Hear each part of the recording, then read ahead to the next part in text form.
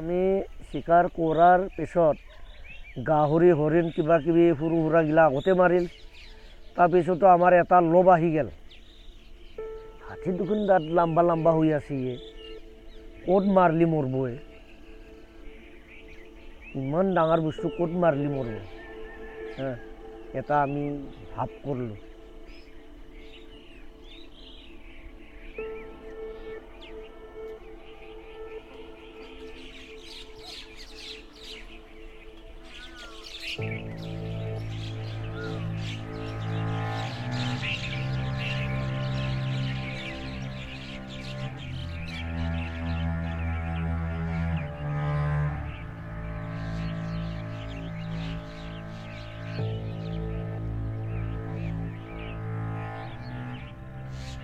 একদিন মারলো দুনিয়ার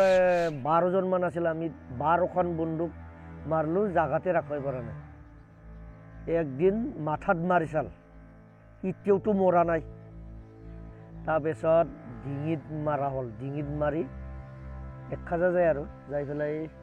এই গাছমান যাব তাতে আৰু বাগলি থাকো আৰু ডিঙিত মাৰাটো এই এনেহেনত লাগছে কিন্তু জাগাতে মৰিল এই চিন্তা নাই আৰু মাৰবা পাৰে না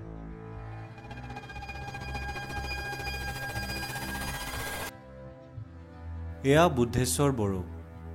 অসমৰ এজন প্ৰাক্তন চোৰাং চিকাৰী প্ৰায় 15 বছৰমান অৰণ্যত চোৰাং চিকাৰ কৰাৰ পাছত সেই অৰণ্যৰে ৰক্ষক হিচাপে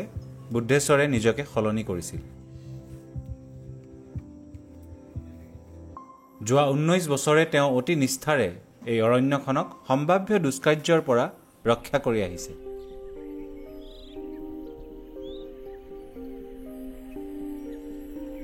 বুদ্ধেশ্বৰ বড়ো হিমালয়ৰ পাদদেশৰ অসম ভূটান সীমান্তত অৱস্থিত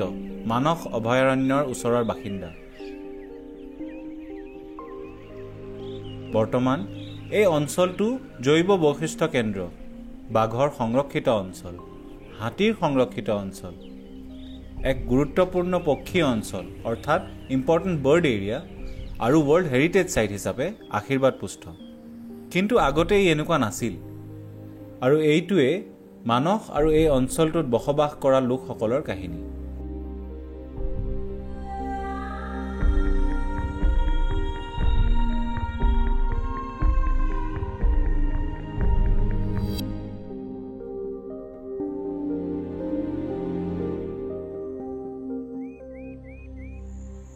মানস ৰাষ্ট্ৰীয় উদ্যান অসমৰ উত্তৰ পশ্চিম প্ৰান্তত অৱস্থিত ব্ৰহ্মপুত্ৰৰ উত্তৰ পাৰৰ এই অঞ্চলটো জনগোষ্ঠীয় ভাষিক সম্প্ৰদায় বড়োসকলৰ বসতিস্থল বৰ্তমান এই অঞ্চলটো বড়োলেণ্ড আঞ্চলিক পৰিষদ হিচাপে জনা যায় কিছুদিন আগলৈকে এই অঞ্চলটো ৰাজনৈতিক মতানৈক্যৰ বাবে যথেষ্ট ক্ষতিগ্ৰস্ত হৈছিল এই অস্থিৰতাৰ বীজ স্বাধীনতাৰ পাছতে ইয়াত ৰোপণ হৈছিল আৰু মানসৰ ভাগ্যও এই অঞ্চলৰ বাসিন্দাসকলৰ ওপৰতে ঘাইকৈ নিৰ্ভৰ কৰিছিল মানস অভয়াৰণ্যৰ দাঁতিকাষৰীয়া এখন গাঁৱৰ বাসিন্দা হৈছে মহেন্দ্ৰ বসুমতাৰী এই অঞ্চলৰ এসময়ৰ ভয়াৱহ দিনবোৰৰ প্ৰত্যক্ষদৰ্শী 1987 পৰা 1993 লৈকে এটা অল বড়ো ষ্টুডেণ্টছ ইউনিয়নৰ আণ্ডাৰত নেতৃত্বত এখন বড়োলেণ্ড আন্দোলন চলি আছিল তেতিয়া এই সময়ত মানসৰ ভিতৰত থকা বিভিন্ন জীৱ জন্তু আৰু ফৰেষ্ট কেম্প তাৰ ওপৰতো ধ্বংসলীলা যজ্ঞ চলিছিল যিমানখিনি আন্দোলনকাৰী এক্সট্ৰিমিষ্ট গ্ৰুপ আছিল বা যুৱ আছিল ইহঁত নিজৰ পুলিচ মিলিটাৰীবিলাকৰ পৰা নিজৰ প্ৰাণটো ৰক্ষা কৰিবৰ কাৰণে মানসত শেল্টাৰ লৈছিল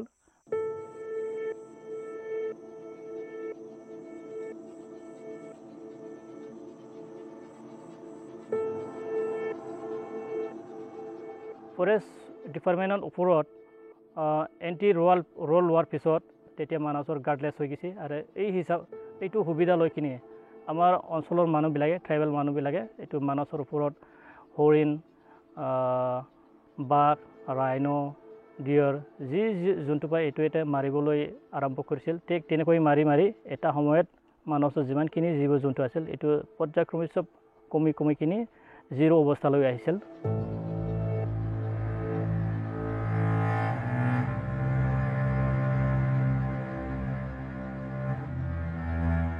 এই গাঁৱৰ বহুতো চিকাৰী সন্ত্ৰাসবাদী সংগঠনৰ সৈতে লগ হৈ তেওঁলোকক গভীৰ অৰণ্যৰ ভিতৰলৈ লৈ যোৱাত সহায় কৰিছিল।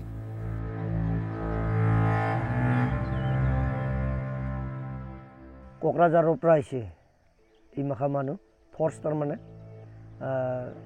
বিচাৰ কৰি জংঘল খাই দেখা পোৱা আছে, জংঘল কুনি ঘূৰিছে। আমিতো সৰুৰ পৰাই জংঘলৰ ঘূৰা, এনে কেতিয়াবা আমাক লগ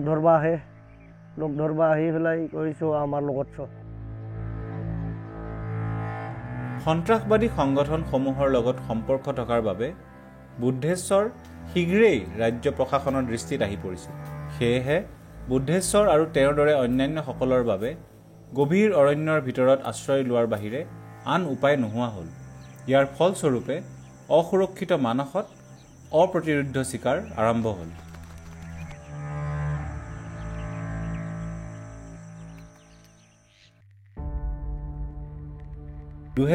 চনত কেন্দ্ৰীয় চৰকাৰ, অসম চৰকাৰ আৰু বড়োলেণ্ডৰ নেতাসকলে কৰা চুক্তিৰ ফলত সশস্ত্ৰ সংগ্ৰামৰ অন্ত পৰিল।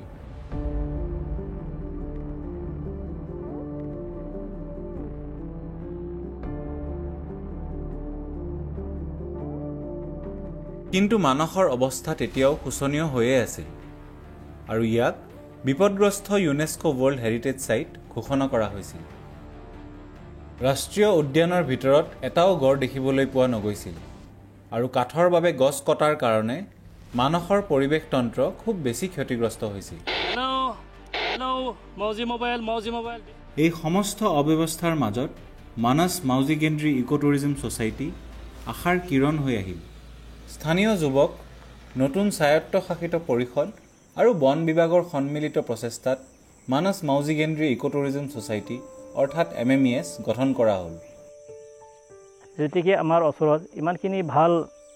ৱাইল্ড লাইফ এৰিয়া আছে, আকৌ এইটো যদি আমি প্ৰিজাৰ্ভ কৰি কিনি তাতে টুৰিজিম কৰিব পাৰে, তেতিয়াহ'লে লোকেল ইউথছবিলাকে তাতে জড়িত হৈ কিনি নিজৰ জীয়াই থকাৰ কাৰণে কাম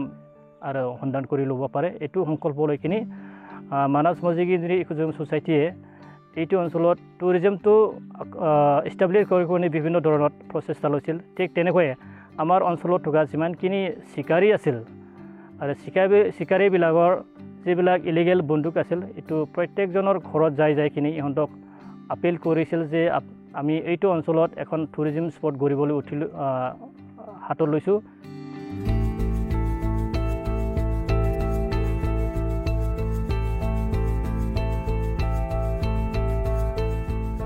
ৰাজ্যিক প্ৰশাসন আৰু MMESে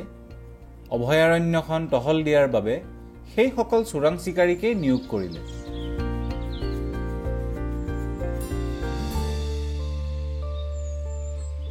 কি হ'ল, এই 2003 পৰা এপছৰ তাহোনো বুজাইছিও, কিন্তু বুজালিও আমাৰ যে মনত কিবা এটা হৈ আছে সেনেকুৱা যে আমি এৰব লাগিব। সেইটো ইমান দুখৰ ভাগাৰে আমি টুংচি বান্ধি থাকোঁ। কেতিয়াবা আহে, কেতিয়াবা নাহে, কেতিয়াবা মাৰিও ইমান কষ্টকৈ মৰে জিনিছগিলাখানে। পহুগিলাখানটো কিছুমান কাকাল চাকাল ভাঙলি কান্দি মৰে। আমাৰ তাতেও অলপ দুখ আহি যায়। ইমান বছৰ মই স্বীকাৰ কৰিলোঁ, ইমান বস্তু মই মাৰিলোঁ, মোৰটোতো কোনো এটা হেৰিতো উন্নতি হোৱা নাই। চিকাৰতে মোৰ হাতৰ অংগহানি হৈ গ'ল। যদি অংগহানি হোৱাৰ পিছতো যদি মই মাৰি থাকোঁ কেনেকুৱা হ'ব? বুদ্ধেশ্বৰৰ নিচিনা বহুতেই চোৰাং চিকাৰ এৰি MMESত যোগদান কৰিলে।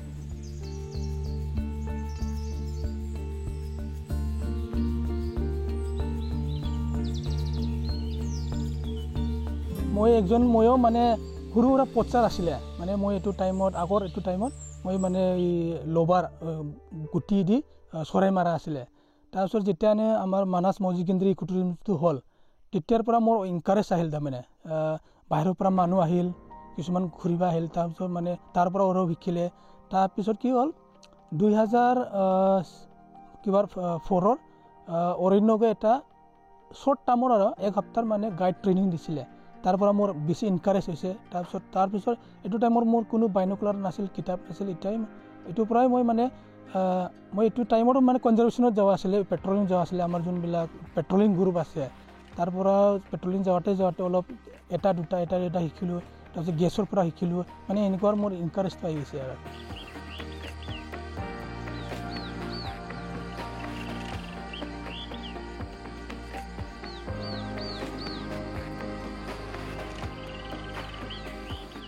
আগৰ মানাছ আৰু এতিয়াৰ মানাছ বহুত ডিফাৰেঞ্চ আছে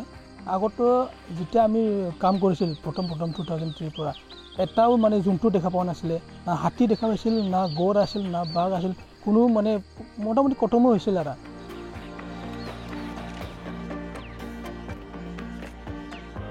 তাৰপিছত যেতিয়া মানে কনজাৰ্ভেশ্যনটো ভাল হৈ গ'ল লাহে লাহে জন্তুবিলাক বাঢ়িছে ইনক্ৰিজ হৈ আছে এনেতো মানাছৰ মোটামুটি 500 স্পেচিছে পায় তাৰপিছত মেমেলছ হিচাপে 60 স্পেচিছ এতিয়া মানাছত ক'ব গ'লে ৰিয়াৰ চৰাইবিলাক বেংগল ফৰিকান মেইনলি ক'ব লাগিব তাৰপিছত ব্লেক ব্ৰেষ্টেড পেৰট বিল স্লেণ্ডাৰ বিল বাবলাৰ সোৱাম প্ৰিংকলিন তাৰপিছত গ্ৰেটাৰ জুটেন ষ্টক এইবিলাক মণিপুৰ বুছ কোৱেল এইবিলাক বহুত ৰিয়াৰ হয় আৰু কিছুমান আছে বহুত ৰিয়াৰ যেনিবা আপোনাৰ বহুত বাৰ্ডাৰবিলাকৰ টপত থাকে এই ৰুফাছ নেক হৰ্ণবিল ৰিড হৰ্ণবিল তাৰপিছত চিলভাৰ ব্ৰেষ্টেড ব্ৰড বিল লং টেইল ব্ৰড বিল এইবিলাক আৰু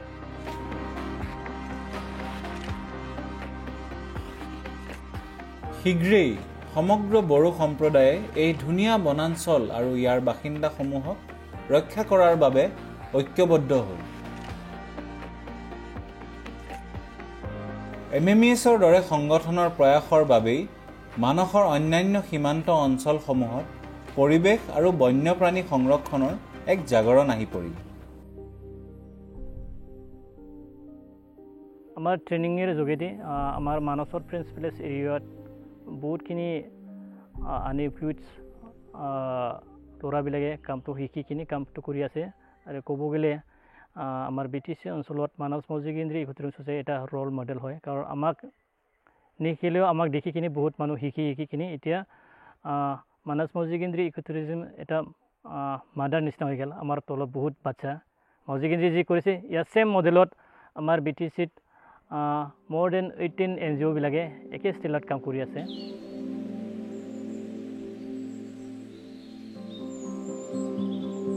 2011 চনত মানসে ৱৰ্ল্ড হেৰিটেজ সাইটৰ টেগ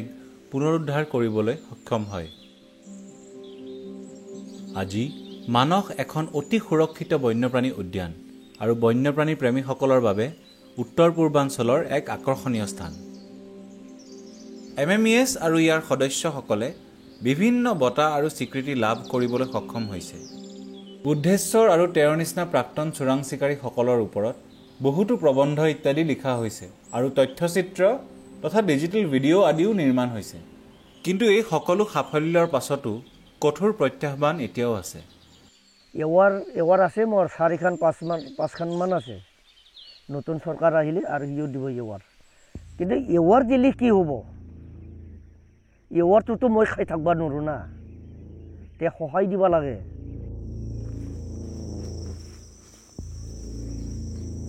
যি মই প্ৰতিকা লৈছোঁ আজি মই ভাল কৰিব পাৰিছোঁ মানাছটো এই 19 বছৰত আৰু কিজানি আৰু যদি পাৰোঁ চেষ্টা কৰিম মানাছটোতো বাচালোৱে কিন্তু আমাকহে চৰকাৰে বাচা নাই বুদ্ধেশ্বৰৰ কাহিনী এনে বহুত পদাতিক সেনাৰ কাহিনী যিসকলে সমস্ত ভাৰতবৰ্ষতে প্ৰাকৃতিক স্থান আৰু বন্যপ্ৰাণীসমূহ ৰক্ষা কৰি আহিছে দুৰ্ভাগ্যবশতঃ ইয়াৰ বহুতেই দৰিদ্ৰ জীৱন যাপন কৰিছে এই সাহসিক কাহিনীসমূহৰ দৃশ্যৰ অন্তৰালত পেট প্ৰৱৰ্তনৰ বাবে থকা সংগ্ৰাম লুকাই থাকে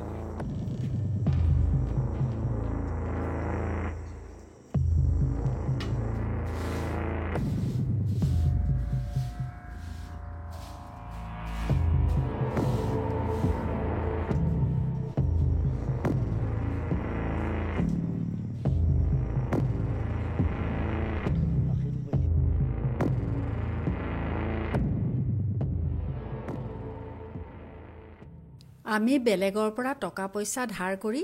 নিজক জীয়াই ৰাখিছোঁ। আমি আমাৰ গৃহস্থৰ দৰমহাৰ ওপৰত নিৰ্ভৰ কৰি চলিব নোৱাৰোঁ, যিহেতু তেওঁ বছৰত এবাৰহে দৰমহা পায়। বহু বছৰৰ কাকতি মিনতিৰ পাছত চৰকাৰে এই ঘৰটো সাজিবলৈ সাহায্য দিছে। কিন্তু তথাপিও আমি ঘৰুৱা খৰচ চলাবলৈ 30,000 পৰা 40,000 টকা বেলেগৰ পৰা ধাৰ ল'ব লাগে। মুঠতে আমি যিয়েই কৰিছোঁ কেৱল নিজক জীয়াই ৰাখিবলৈহে কৰি আহিছোঁ।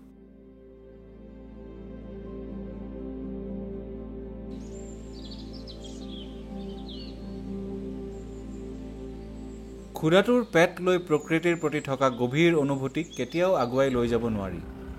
আৰু দৰিদ্ৰতাৰ মাজৰে কোনো সংগ্ৰাম চলাই যাব নোৱাৰি।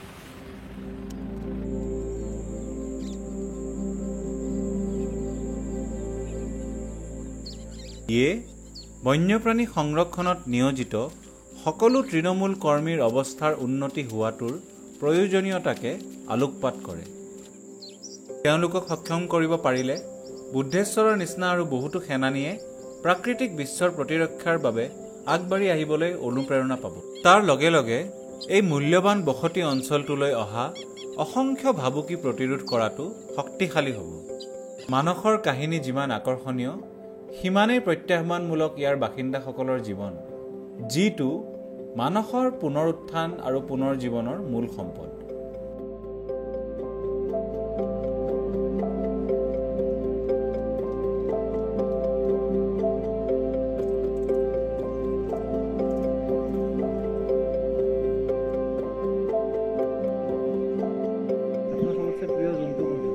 মোৰ সবচে মৰম লগা জন্তুটো হ'ল মোৰ হৰিণ। সবচে হৰিণক মই মৰম কৰোঁ। তাৰমানে কোনো মানুহ খুনিও নকৰে, কিবা এটা হেৰিও নকৰে, কিন্তু খেতি বাতিও খহাও নকৰে। সিয়ে জন্তুটো সবচে মৰমে সেইটোৱে পাওঁ মই।